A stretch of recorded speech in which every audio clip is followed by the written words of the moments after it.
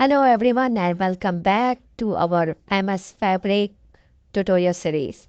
So in this tutorial or demonstration, I would tell you how we can connect our Yahoo Finance data.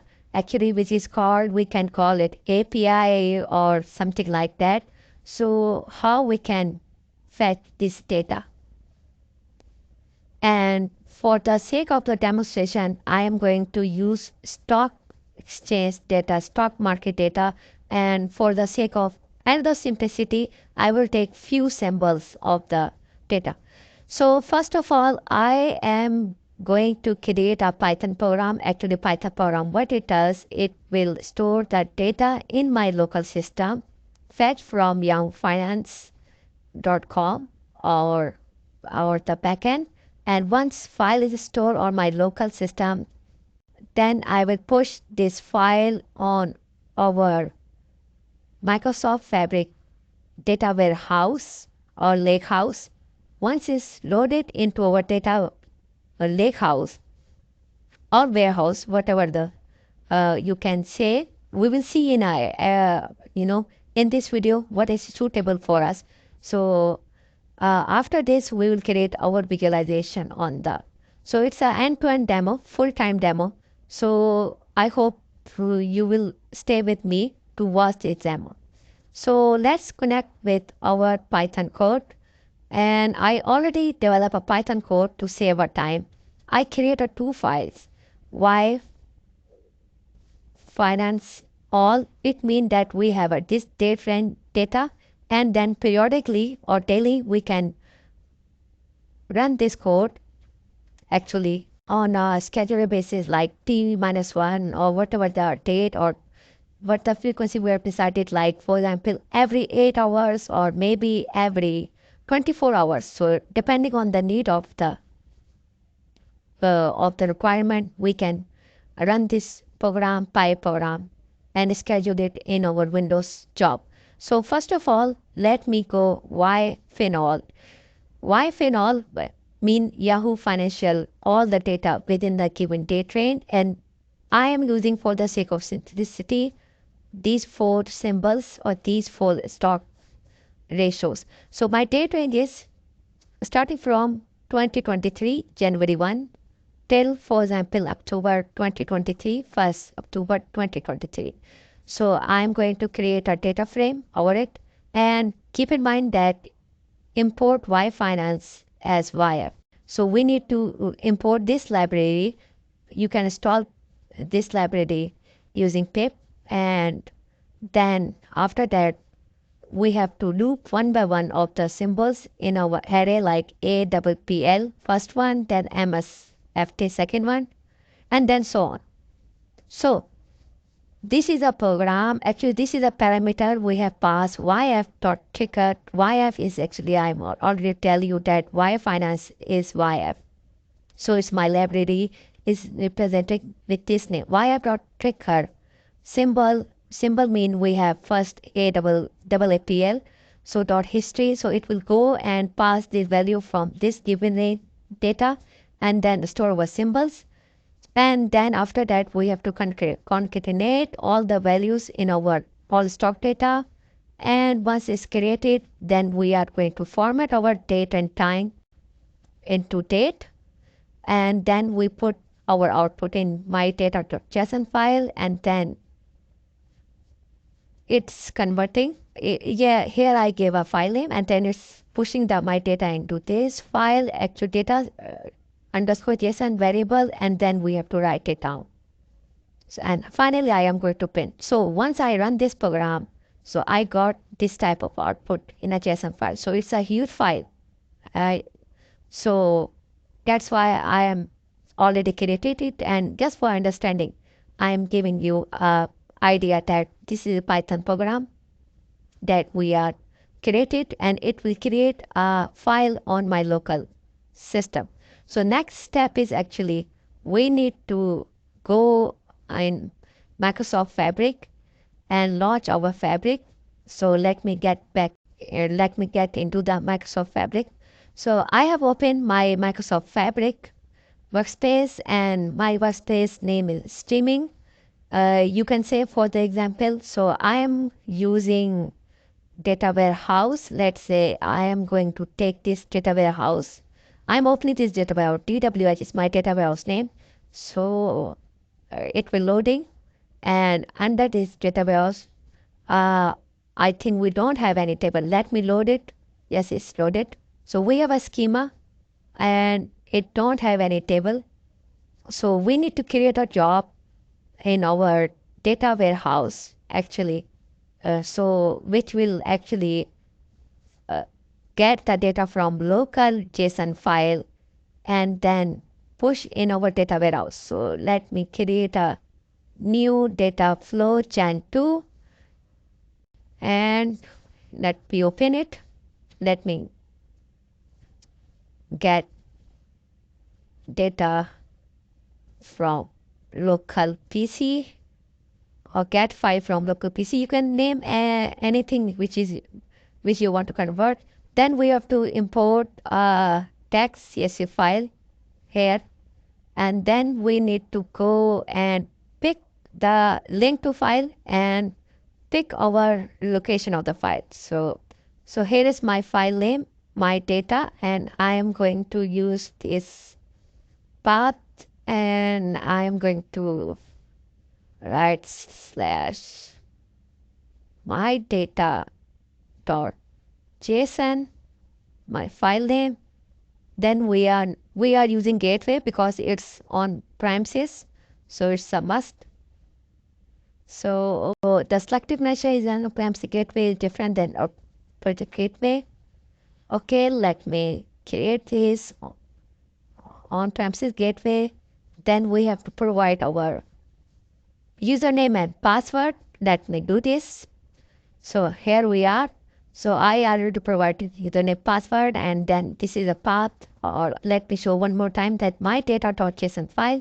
So I have attached this my data.json file, and this is my connection, and let me click on next.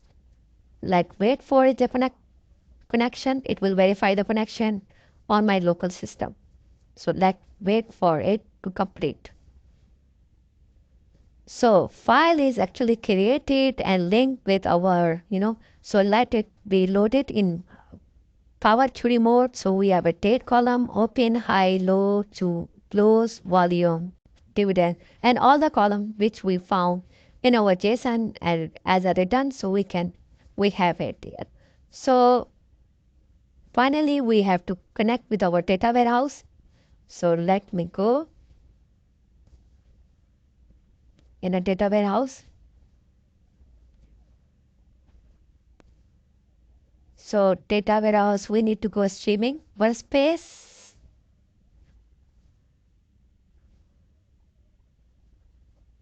And under streaming workspace, we have a DWH data warehouse.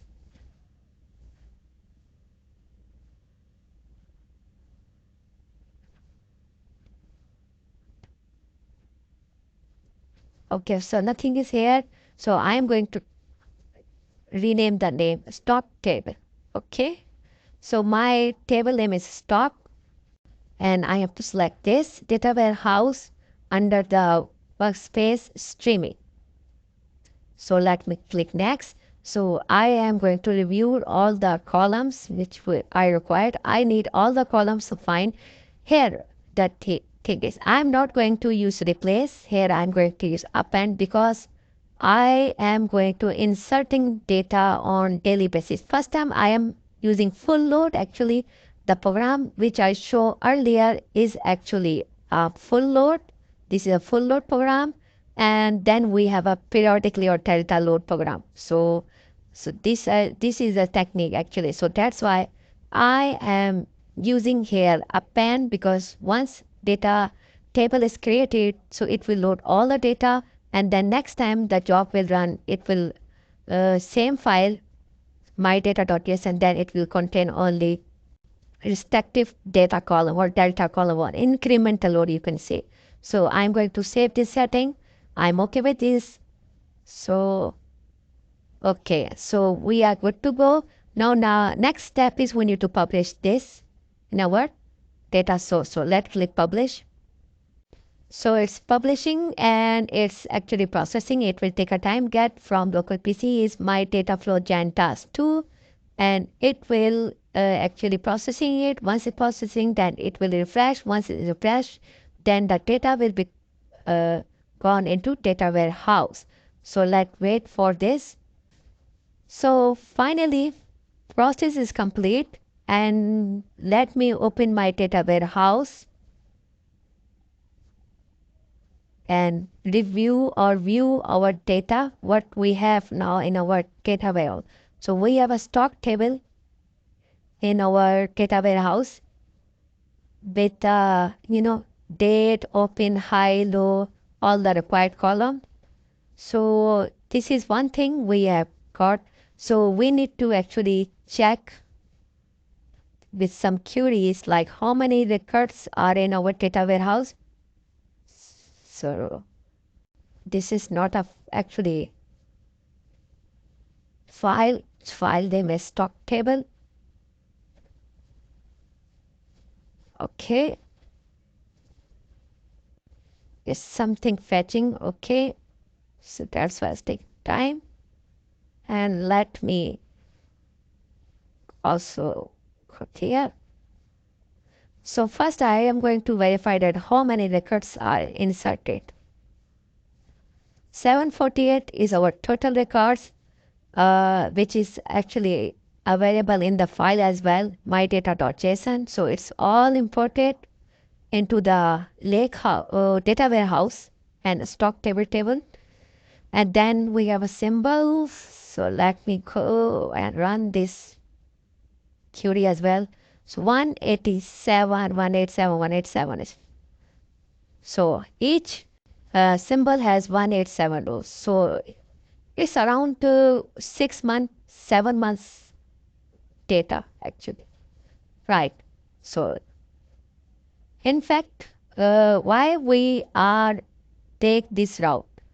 If why we take this out? We have to fetch the data from Yahoo Finance and then store in our local system and then re-upload in data warehouse. Can we do directly? The answer is that yes, we can do, but right now it's in a trial, a preview. We don't have any functionality available in MS Fabric, which can actually talk to Yahoo Finance as per my knowledge. So that's why I am taking this route to fetch the data to reduce the complexity of any website web scraping. So I can develop any API fetching data or web scraping data from Python to my local system and then upload full load and then incremental load. So let me run incremental load job now. So let me run this job. I am doing manually, but we can do schedule as well. Finterior. Okay. So if it's not going to crash, high hopefully, so it will create a file for us. Okay, wait for the file creation. Okay, so now we see that all the data is deleted and now it's a new data coming in my data.json file. So we have 4 records in my data JSON file and one for each symbol. So what we have 1887 rows in the file. So what we are going to run again our streaming under the streaming workspace and get from PC, we will run this job again. Okay, so let me run this and let's check the output. So wait for the result. Maybe it take again some time. So let's wait for its completion.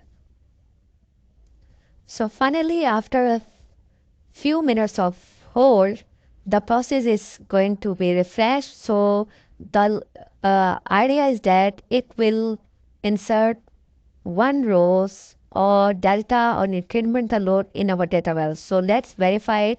Open our data warehouse. Before that, we have 748 rows or each symbol has 187 rows. So we have all the data. So let's verify that how many rows now we have. So before that it has 748. So plus 4, which is 752. Okay, fine. And we have, before that, I think we have 187 for each symbol. So now 188, because as you I mentioned you that one symbol each symbol has one rows, so we fetch on a daily basis. So I hope you understand this point. So now what we need to do, we need to create our data visualization. Okay, so if I click on the stock table, so you will see that we have a new report option. However, we can create a new measure here. If we want to know the difference between close minus open, then we can create a new measure here. So, but for the sake of simplicity, I am going to create a new report. So let me click on new report. In a new report, we have a two option again, but let me open it and then I will show you. So this is a stock table.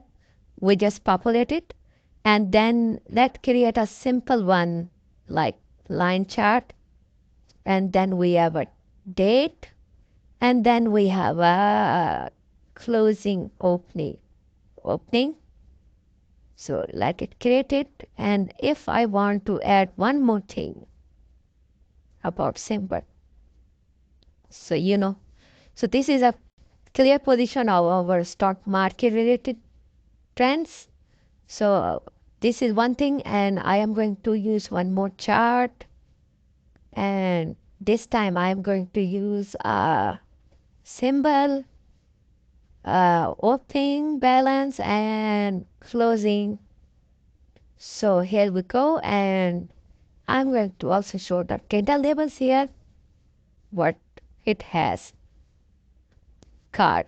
Okay, let me create a card. Okay, one card which is opening.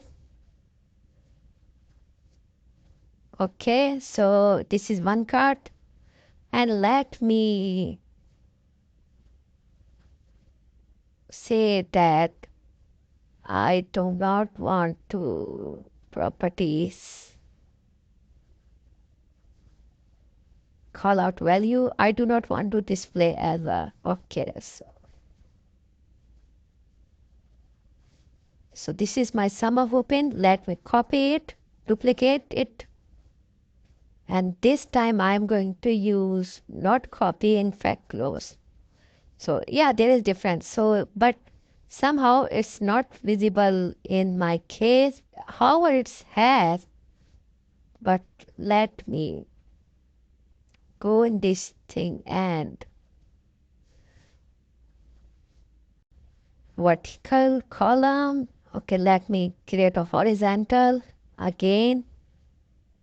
Values none. 1000. Okay. Okay, so it's now visible. 21.32 and 21.37. So it's now visible. So we have correct value. Actually, that's why I verified the things, because I do not want to uh, make a mess on myself. So we can create this type of visualization. So what we need in a next step is what we need to schedule it. Okay, schedule it. First we need to schedule this job, daily job, what time we wish for, like midnight. Then we need to schedule our this job. So how we can schedule it? So let me go in a streaming. And we know that this is our program which we can schedule. Currently is not refresh, next refresh is not available, but once we schedule, then it is available. So for we need to go refresh, check this box daily basis on what time, what is the frequency. Okay, if we want to say that, for example, I am taking to it's like plus 5. Okay, plus 5 minus 5. So 1 minute plus 5. Okay, let me take plus 5 and then time. I need to add a time. Let's say I want to run it at every midnight. So, and just apply this. And once now I'm going back to my streaming, and then you can see that that next refresh will be on this time period. Okay, so this is a logic behind how we can fetch our data from local PC or local system. So I hope you like this video. Please do subscribe this channel because I am coming with lot of ideas and I want to be a to make you a master myself and yourself as well in Microsoft Fabric. So thank you very much for watching this video. Please do like and subscribe my channel. Thanks.